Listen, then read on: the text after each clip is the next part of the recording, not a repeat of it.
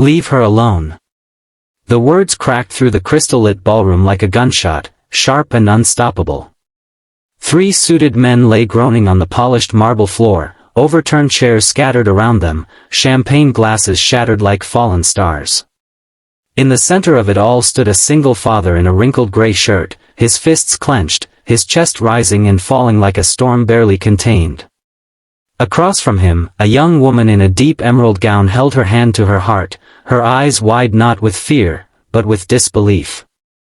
And at the head of the room, the CEO slowly rose from his seat. Before we go any further, if you believe in kindness, second chances, and the power of standing up for what's right, take a moment to like this video, share it with someone who needs hope, comment your thoughts, and subscribe to the channel. Stories like this remind us who we can be when courage matters most. David Carter had never intended to attend a high-profile charity gala. He felt out of place the moment he stepped into the Grand Hotel ballroom, chandeliers glowing overhead like constellations in a sky he didn't belong to. His shirt was neatly pressed but simple, his shoes polished yet modest. He was a construction foreman, not a businessman. A widower, not a socialite. And most importantly, he was a father. He had come because of Lily. 6-year-old Lily had been fighting a rare autoimmune disease for over a year. Hospital corridors had replaced playgrounds. For drips had replaced ice cream cones. David had spent countless nights sleeping in an uncomfortable plastic chair beside her bed, whispering stories about brave princesses and loyal knights while praying silently that he wouldn't lose the only family he had left. The gala that evening was raising funds for the very foundation that had helped cover part of Lily's treatment. When he received an invitation from a nurse who admired his devotion, he felt compelled to go, not for himself, but to say thank you. The ballroom shimmered with wealth and influence.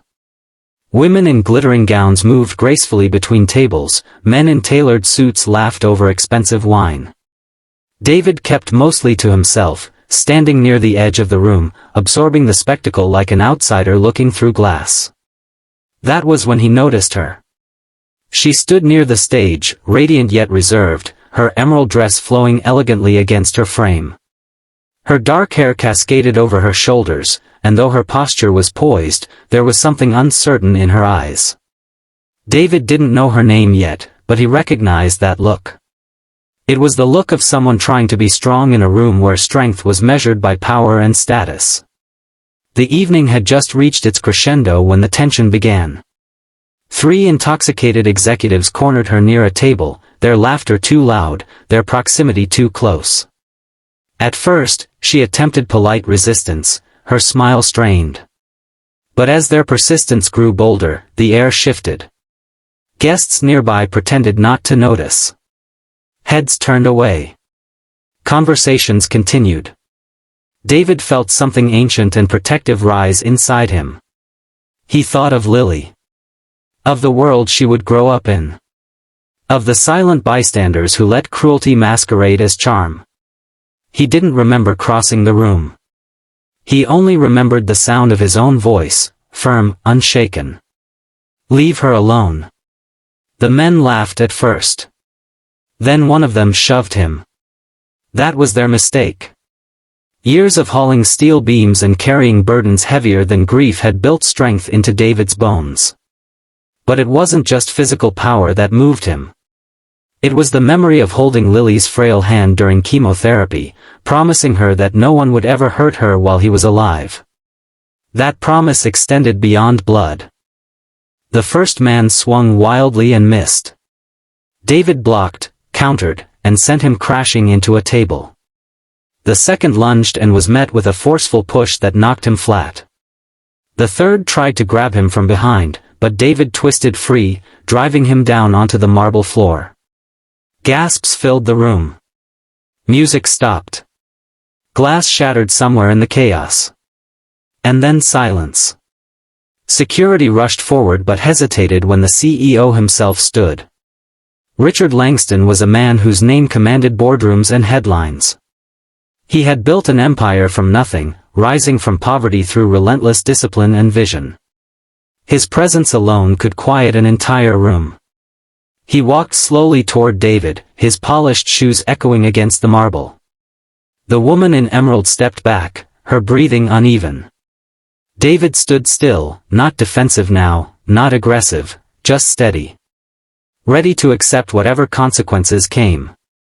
If they banned him, so be it. If they pressed charges, he would face them.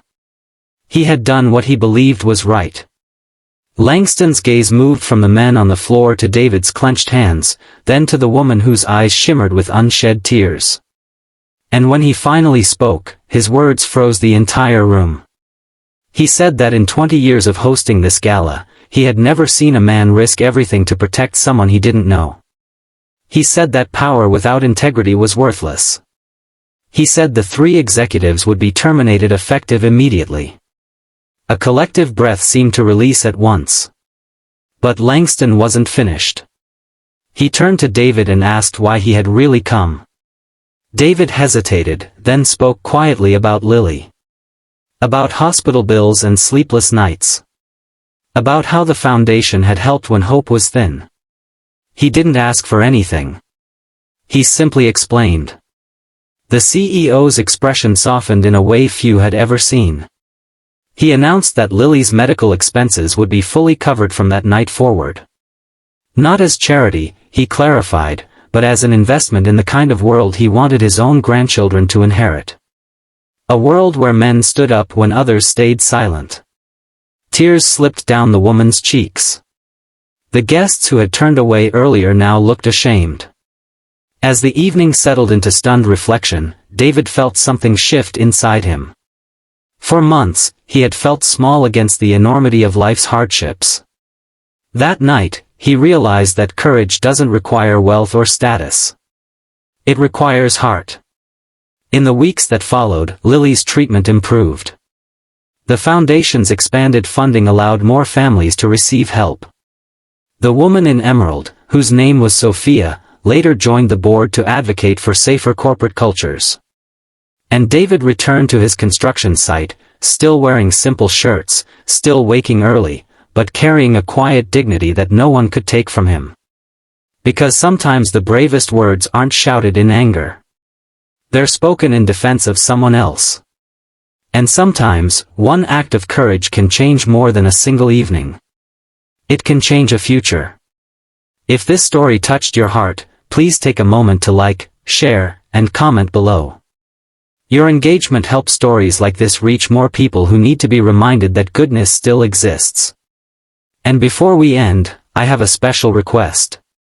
Comment the words, "Courage Lives," if you believe that standing up for someone else can change the world.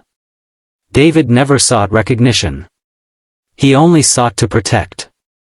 But in doing so, he reminded an entire room, and perhaps all of us, that real strength is measured not by how hard we can strike, but by who we are willing to defend. And somewhere in a quiet hospital room, a little girl slept peacefully, her father sitting beside her, knowing that for the first time in a long while, the future felt bright.